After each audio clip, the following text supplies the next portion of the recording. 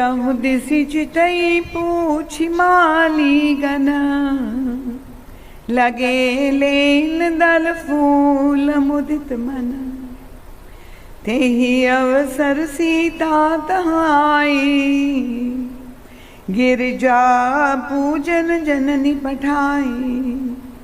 संग सखी सब सुभग सयानी, गावहि गीत मनोहर बानी।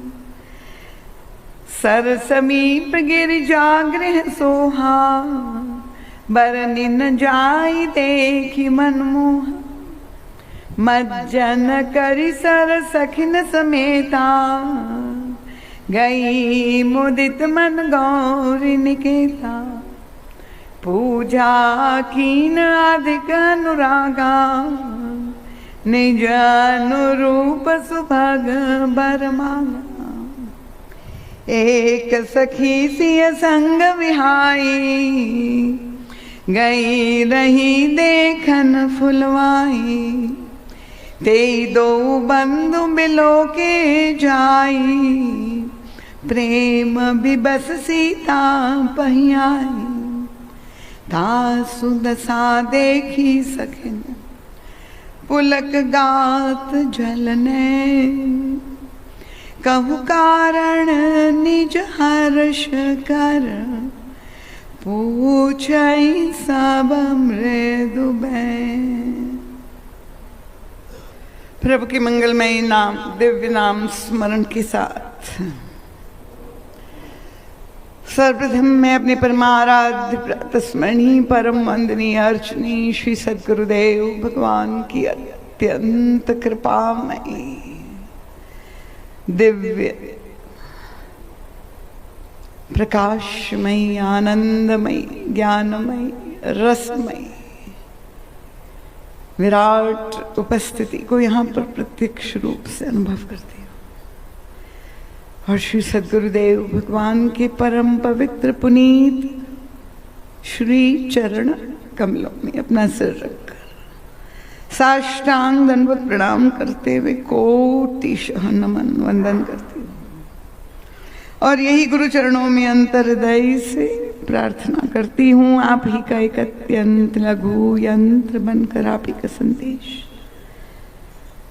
सभी भक्तों के समक्ष रख सकूं, ऐसी बल बुद्धि विद्या और विवेक देने की कृपा करें।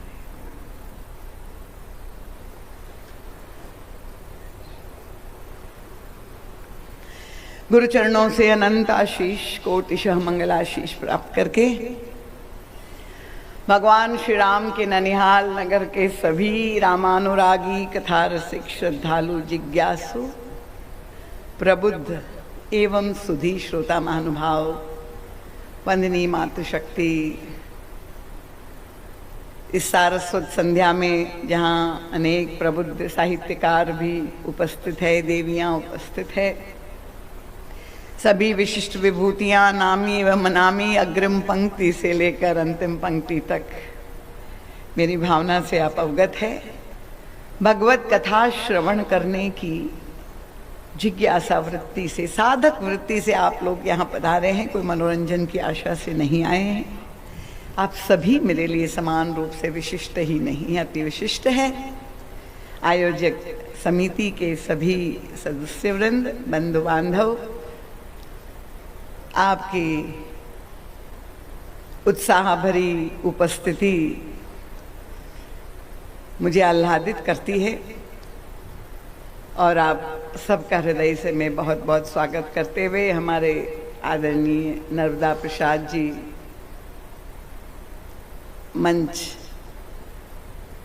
का संचालन करते हुए शायद चले गए हैं, तो आप सबका हृदय से स्वागत करते हुए सबके चरणों में बार बार नमन वंदन और प्रणाम करते हैं।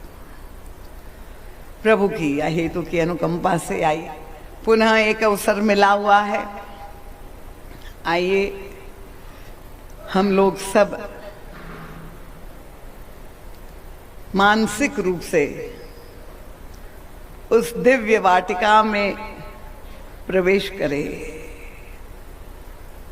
मन बुद्धि चित्त को एकाग्र करके श्रवण करेंगे तो जो विभिन्न रहस्यों का उद्घाटन युग तुलसी के द्वारा हुआ है, उसको आत्मसात करने में, हृदयंगम करने में आपको कठिनाई नहीं होगी, अवश्य रसानुभूति होगी। अभी हमारे आदरणीय पीलाराम जी ने, क्योंकि कुछ नए श्रोता नित्य प्रति आते हैं, देवियों की संख्या आज कुछ बढ़ी हुई है, और यहीं पर ये गौरव के क्षण है हम सब के लिए कि श्री रामचरितमानस अब केवल सनातन की ही निधि नहीं रह गई, ये एक वैश्विक निधि हो गई है।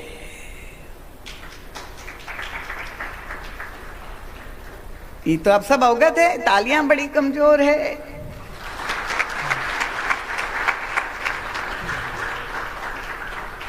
जब यूनेस्को ने उसे अपनी धरोहर के रूप में स्वीकार कर लिया है, तो गोस्वामी तुलसीदास जी महाराज का जो पांडित्य है, उनकी जो काव्य कुशलता है, अगर हम भारतीय सनातनी होकर के भी अगर उस ग्रंथ के वैशिष्ट्य से, क्योंकि श्री राम के चरित्र को लेकर असंख्य साहित्य मिलेगा,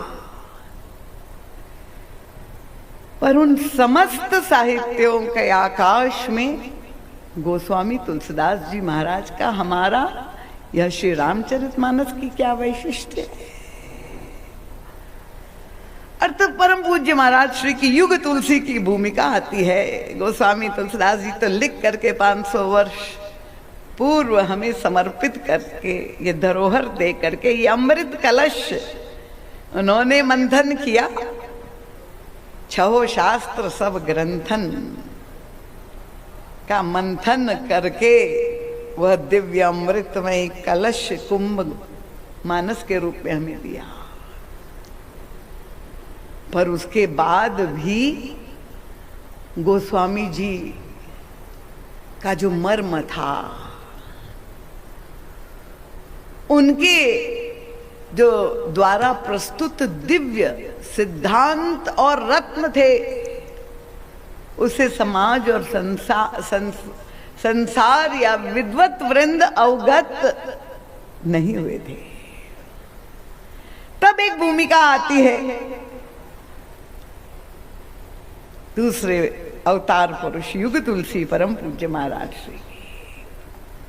हम इसलिए चाहते कि आप लोग सभी चुने हुए श्रोता है, परम पूज्य महाराज श्री के द्वारा तराशे हुए आप सभी एक एक अमूल्य रत्न है। तो गोस्वामी जी के नाम पे तो परम पूज्य महाराज श्री ने आजीवन 60 वर्ष तक हम सबको मुक्त हस्त से वह अलौकिक चिंतन बांटा। पर परम पूज्य महाराज श्री का योगदान क्या था?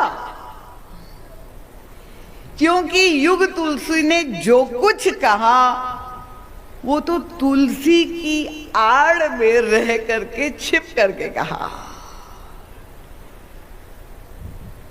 परम पूज्य महाराज श्री की महानता देखी कि कभी भी महाराज श्री ने अपने आप को कभी वे सामने न लाए, केवल अपने को एक यंत्र बताते हुए निरंतर अंतिम सांस तक ये कहते रहे कि कहने वाला कोई और है। पर परम पूज्य महाराज श्री ने मानस का जो मंथन किया और उसके द्वारा जो रस का परिपाक प्रस्तुत हुआ, महाराज श्री कहते हैं कि क्या अद्भुत गोस्वामी तुलसीदास जी की अवधारणा है। आप सोच लीजिए, श्रृंगार रस, रसराज साहित्य में 9 रसों में, और जिस श्रृंगार रस के साथ इतनी बड़ी समस्याएं जुड़ी हुई है अनादिकाल से, वर्तमान काल और भविष्य में भी काम को लेकर हम लोग निरंतर सब देख रहे हैं, अनुभव कर रहे हैं। गोस्वामी तुलसीदास जी ने इसका क्या अद्भुत समाधान दिया है, क्या विलक्षण अवधारणा है गोस्वामी तुलसीदास जी की, कि उन्होंने श्रृंगार रस को समाप्त नहीं कर दिया कि नहीं ये है वे मानस में उसका प्रवेश नहीं। इस श्रृंगार रस को सम्मिलित करते हैं, पर क्या विलक्षण कौशल है, क्या अवधारणा है कि वो श्रृंगार रस को प्रस्तुत करने के लिए भगवान श्री राम और सीता के मिलन के प्रसंग से विदेह की भूमि का चयन करते हैं। अब विदेह में श्रृंगार, आप विश्व का साहित्य पढ़ लीजिए, या इतने बड़े बड़े साहित्यकार बैठे इसलिए मैं कह रही। गोस्वामी जी कहते हैं कि श्रृंगार में समस्या तो तब आती है जब वो देह से जुड़ जाता है, पर मैं अब श्रृंगार रस को, काम को एक और ऊंची स्तर, उच्चतम स्तर प्रदान करते हैं, न्यू डायमेंशन। देह में श्रृंगार नहीं, श्रृंगार का सूक्ष्मतम रूप। आप जानते हैं जितना स्थूलता से सूक्ष्मता में व्यक्ति प्रवेश करता है, ज्यों ज्यों अंत में जो सबसे छोटा परमाणु है जिससे ये सारी सृष्टि बनी हुई है, वो सबसे अधिक शक्तिशाली माना जाता है। तो कितने सशक्त ढंग से गोस्वामी तुलसीदास जी ने श्रृंगार को विदेह की भूमि में प्रस्तुत करके एक विलक्षण संसार के सामने जीवन दर्शन प्रस्तुत किया। जिस भूमि में प्रवेश करके ब्रह्म के अंदर रस का संचार हुआ, उस भूमि पर आप, मैं चाहती हूं कि मैं भी आपको उस भूमि पर ले जाओ। इस देह भाव में नहीं, हम लोग विदेह भूमि में प्रवेश करें, जहां ब्रह्म के हृदय में काव्य का स्फुरण हुआ। उस भूमि की आप परिकल्पना कर लीजिए। तो गोस्वामी तुलसीदास जी महाराज ने पूरे मानस में जो सर्वोत्कृष्ट रस श्रृंगार है वो पुष्प वाटिका में भर दिया। गतकल मैंने आपके समक्ष एक भूमिका रखी थी। विदेह वाटिका का आनंद आप तब ले सकते हैं जब आपके सामने वह देह वाटिका की पृष्ठभूमि हो। आज उस देवी ने मुझे प्रश्न किया कि दीदी माँ, गोस्वामी तुलसीदास जी महाराज ने रावण की वाटिका का तो नाम लिखा है, क्योंकि हम लोग सब अब अपनी अपनी बुद्धि की मथानी, विचार की मथानी को चला रहे, तो जनक की वाटिका का नाम कहीं लिखा है क्या? स्वाभाविक जिज्ञासा होनी चाहिए ना। दो वाटिकाएं हैं, एक का नाम अशोक वाटिका है। कोई बता सकते हैं जनक की वाटिका का नाम क्या है? बड़े विद्वान धुरंधर बैठे, कोई जानता है? गोस्वामी तुलसीदास जी ने उसका उल्लेख मानस में नहीं किया है। क्यों नहीं किया है? क्या कोई शब्दों की कमी थी उनके पास, गोस्वामी जी के पास? पर जनक की वाटिका का नाम नहीं लिखा। परम पूज्य गुरुदेव से भी ऐसा ही एक प्रश्न एक देवता ने पूछा था, और तब परम पूज्य महाराज श्री तो गोस्वामी जी के सारे मानस के अंतर्भाव जो है कुरेद कुरेद कर निकालते हैं। गोस्वामी जी ने ऐसा नहीं कि चूक हो गई या भूल गए, जानबूझ के नहीं लिखा है, और वो नहीं लिख करके उन्होंने एक संदेश दे दिया जो केवल महाराज श्री ही समझ पाए, और लोग खोजते ही रहे। महाराज श्री कहते हैं नाम और रूप ये दोनों तो देह से जुड़े हुए हैं। जब शरीर है, स्थूल देह है, तो उस देह का नाम होता है और उसका रूप होता है। पर यहां तो विदेह है, तो विदेह में नाम कैसे हो सकता है, ये बताने के लिए कि ये विदेह वाटिका है, इसलिए उसका कोई नाम नहीं लिखा। तो ये छोटे छोटे सूत्र पर परम पूज्य महाराज श्री उसके द्वारा वो गूढ़ आध्यात्मिक रहस्य हमारे सामने प्रस्तुत करते हैं। तो ये पुष्पवाटिका के कथानक से तो आप लोग सब अवगत है, पुनरावृत्ति करने की आवश्यकता नहीं है। मैं ये विश्वास करती हूँ कि यहाँ जितने भी श्रोता उपस्थित है, कोई संख्या की ओर मेरा ध्यान नहीं है, पर मुझे विश्वास है क्योंकि आप लोग प्रतिवर्ष के श्रोता है, और मेरी ये प्रार्थना आप लोग अवश्य उसका पालन करते होंगे कि नित्य प्रति रामचरितमानस का कम से कम 5 दोहे का पाठ आप करते होंगे अपनी दिनचर्या का अंग, क्योंकि हम उसकी व्याख्या तभी कर सकते हैं जब आप मानस के कथानक से जो है अवगत होंगे, क्योंकि ये कोई पारंपरिक कथा नहीं है। महाराज जी कहते हैं कि इस प्रसंग पुष्पवाटिका प्रसंग के प्रमुख रूप से 2 पक्ष है। 2 पक्ष क्या है, कृपया ध्यान से एकाग्रता से, मैं किसी का भी इधर उधर सिर नहीं देखना चाहूंगी। एक पक्ष है भक्ति का पक्ष और दूसरा पक्ष है साधना का पक्ष। प्रमुख रूप से ये पुष्पवाटिका में ये 2 सिद्धांतों का प्रतिपादन गोस्वामी तुलसीदास जी ने किया है। अब भक्ति का पक्ष क्या है? भक्ति की अंतिम परिणति क्या है? वो है भगवान से मिलन। उसके संकेत पुष्पवाटिका में हमें प्राप्त होते हैं। और दूसरी ओर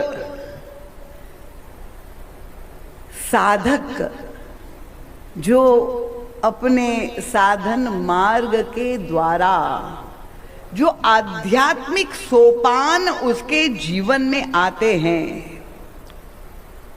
उसकी पराकाष्ठा क्या है?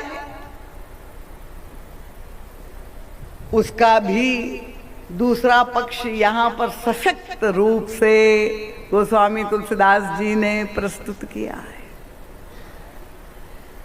तो भक्ति स्वरूपा श्री सीता जी कौन है? साक्षात पराभक्ति सिद्ध भक्ति स्वरूपा श्री सीता जी है, और उन्हें भगवान की प्राप्ति इस प्रसंग में भक्ति और भगवान का मिलन होता है, यही कथानक है।